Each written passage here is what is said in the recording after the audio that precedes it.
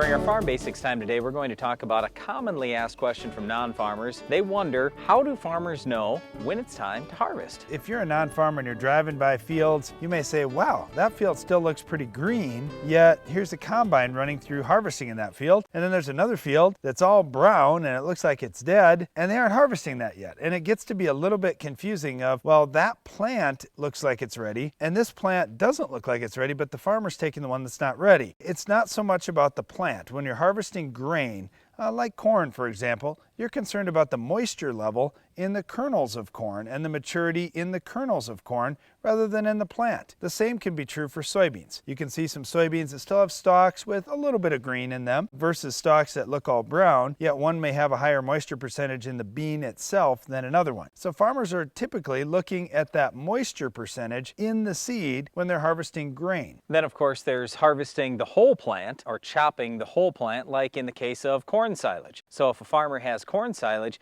he's looking at that entire plant. What's the grain moisture? What's the moisture of that entire plant? And so they're going to take corn silage off the field, usually several weeks before they take grain off the field if all they were harvesting is that corn for grain. Well, and then when we look at alfalfa hay, it's a whole different story here too. Many of the alfalfa producers across the country will just look at a schedule and say, all right, I'm going to cut alfalfa every 28 days all through the summer. Why do they do that? Well, they're looking for that alfalfa just to start blooming, and then they want to harvest because they want to get the highest relative feed value. So they aren't so worried about what the moisture percentage is or if it's going to make seed or not. They're just concerned about where the feed value is going to be the best for the livestock they intend to feed the alfalfa hay to. So the whole point here is there are a wide variety of crops that farmers are producing, and there are a wide variety of uses for many of these different crops. So it depends a lot on what that crop's going to get used for and how each farmer is going to handle that. So there are a lot of different ways to harvest and a lot of different techniques out there, but that's kind of the whole point here today, is just understanding that, you know, there are a lot of differences. So even though one crop might look ready to that particular farmer, it might not be, and for another farmer, he's absolutely going to get it at that time. So when a farmer decides to harvest a crop, well,